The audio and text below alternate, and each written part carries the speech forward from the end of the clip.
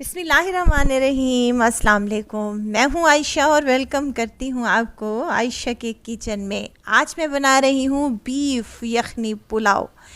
इस बीफ यखनी पुलाव की तारीफ़ मैं नहीं करूँगी, बल्कि इसकी तारीफ़ में बस इतना ही कहूँगी कि जब भी घर पर मैं बनाती हूँ बिरयानी, पुलाव या किसी किस्म के भी चावल, तो मेरे हस्बैंड लाजमी ये मुझसे कहते हैं कि जो आप बीफ यखनी पुलाव बनाती हो उसका कोई भी मुकाबला नहीं। तो आज मैं लाई हूँ आप लोगों के लिए मेरी सिग्नेचर रेसिपी बीफ यखनी पुलाव। बेहद जूसी से चावल बनते हैं और बीफ का गोश्त इतना टेंडर होता है कि जाते ही मुंह में घुल सा जाता है। तो रेसिपी को एंड तक ज़रूर देखें। अच्छी लगे तो लाइक शेयर ज़रूर कर दें और अपने फैमिली फ्रेंड्स में भी ज़रूर शेयर किया करें। तो चलें फिर देख लेते हैं बीफ यखनी पुलाव किस तरीके से बनता है। यहाँ पर मैंने बीफ ले लिया है, इसको अच्छे तरीके से धो लिया है और धोने के बाद मैंने इसे प्रेशर कुकर में शामिल कर दिया है। अच्छा, बीफ यहाँ पर मैंने मिक्स गोश्त लिया है, हड्डी वाला भी है और इसमें बोनलेस पीसेस भी शामिल हैं। 3 से 4 स्टिक्स दालचीनी की, 1 चम्मच भर कर सफ़ेद ज़ीरे का शामिल करूँगी। 1 ही चम्मच इसमें जाएगा धनिया साबित ही, और यहाँ सौंफ शामिल करूँगी 1 चम्मच के बराबर।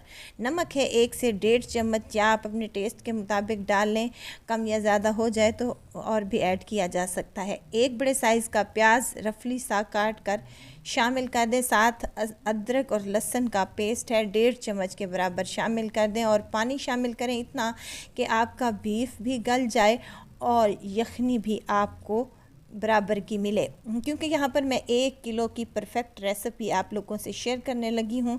1 किलो बीफ है और 1 किलो ही मेरे पास चावल हैं। अच्छा, इस बीफ को आपने मिक्स कर लेना है और मिक्स करने के बाद इसको तकरीबन 15 से 20 मिनट के लिए प्रेशर लगा लेना है। और प्रेशर आपने लगाने के बाद इसको चेक कर लेना है। अगर बीफ गल गया हो तो यखनी को अलहदा कर लें और बीफ की बोटियाँ अलहदा करके साइड में रख लें। इसको मैंने चूल्हे पर चढ़ा दिया था। जब तक यखनी बनती है तब तक हम अपने चावल देख लेते हैं। यहाँ पर चावल है मेरे पास कच्ची कायनात के, कच्ची बनास्पति यूज़ कर रही हूँ। आप चाहें तो सेला चावल का यूज़ भी कर सकते हैं। कच्ची बनास्पति जो होती है उसको 15 से 20 मिनट पहले भिगो कर रख देते हैं। अगर आप बासमती राइस का इस्तेमाल कर रही हैं, सेला चावल का इस्तेमाल कर रही हैं, तो उसको 2 घंटे पहले भिगो कर रख दें। अब एक पतीली ले ली है मैंने और उसमें शामिल करूँगी 1 कप भर कर कुकिंग ऑयल का। ऑयल गर्म हो जाए तो प्याज शामिल कर दें। 3 बड़े साइज़ के प्याज हैं जिनको मैंने काट कर शामिल कर दिया है। प्याज ब्राउन हो जाए तो आपने क्या करना है, 1 चम्मच भर कर अदरक और लहसुन का पेस्ट शामिल कर लेना है। और साथ के साथ जो बीफ हमारा गल चुका था उसको मैंने यखनी से अलहदा कर लिया है, ये शामिल कर दें। बीफ अच्छे तरीके से गल चुका है। बीफ को 2 से 3 मिनट तक भून लें और उसके बाद इसमें टमाटर ऐड कर लें। 4 से 5 अदद टमाटर हैं जिनको मैंने स्लाइसेस में कट कर लिया था और 2 से 3 हरी मिर्चों को भी मैंने बारीक सा काट कर शामिल कर दिया है। साथ के साथ मिर्च मसाले भी शामिल करूँगी, जिसमें काली मिर्च, धनिया पाउडर, गरम मसाला और नमक शामिल किया। इसमें लाल मिर्च का पाउडर बिल्कुल भी नहीं जाएगा। यखनी पुलाव मेरे तरीके से बनाएंगे तो आपके सब दीवाने हो जाएंगे, क्योंकि मेरे हस्बैंड को यखनी पुलाव बहुत ही पसंद है और मैं हर हफ्ते ही तकरीबन यखनी पुलाव बनाती ही रहती हूँ। आज मैंने सोचा क्यों ना आप लोगों से भी इस मज़ेदार सी रेसिपी शेयर कर दूं ताकि आप भी अपने घरों पर बनाएं और एंजॉय करें। टमाटर सॉफ्ट हो चुके हैं, मसाला भुन चुका है, तो यखनी जो हमने निकाल के रखी थी वो इसमें ऐड कर दी है। 4 गिलास मेरे पास यखनी के हैं जो मैंने इसमें ऐड कर दिए हैं। साथ के साथ साबित हरी मिर्चें भी शामिल की हैं। यखनी को आप बॉयल आने दें। जैसे ही यखनी में अच्छा सा बॉयल आ जाएगा तो भीगे हुए चावल जो हमने पकाने से 20 मिनट पहले भिगो कर रखे थे वो इसमें ऐड कर देंगे और इसको चम्मच हिला लेंगे। ज़्यादा आपने चम्मच इसको नहीं हिलाना वरना हमारे चावल टूट भी सकते हैं। बस अच्छे तरीके से मिक्स करें और कवर लगाकर आप इसको पकने के लिए छोड़ दें। अच्छा, वीडियो देखते देखते आप लोग यहाँ तक पहुँच गए हैं तो आपने बस एक काम करना है, वीडियो को लाइक करना है और चैनल को ज़रूर सब्सक्राइब कर लें ताकि मैं अच्छी अच्छी वीडियोस आप लोगों के लिए लेकर आऊँ।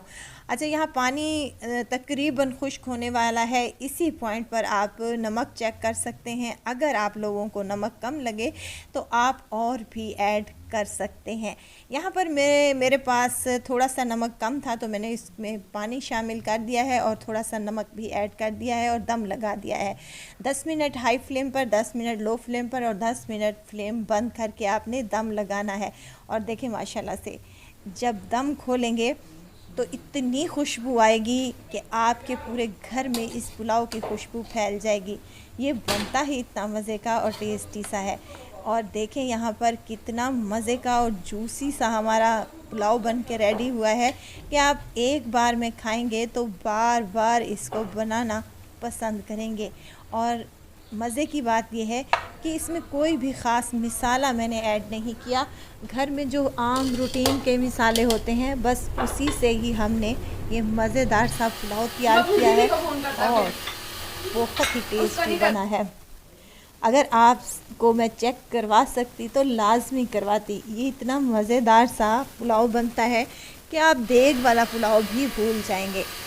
साथ में शामी कबाब और सलाद और हरी चटनी के साथ इसको सर्व किया है और इस पुलाव को तो 4 चांद ही लग गए थे। आप भी अपने घरों पर ज़रूर ट्राई कीजिएगा। दुआओं में मुझे ज़रूर याद रखिएगा। खुश रहें, खुशियाँ बांटें। इजाज़त चाहती हूँ, फिर आऊँगी इंशाल्लाह एक नई और मज़ेदार सी चटपटी रेसिपी के साथ। आयशा को दीजिए इजाज़त। अपना बहुत सारा ख्याल रखिएगा, दुआओं में मुझे याद रखिएगा। अल्लाह हाफ़िज़।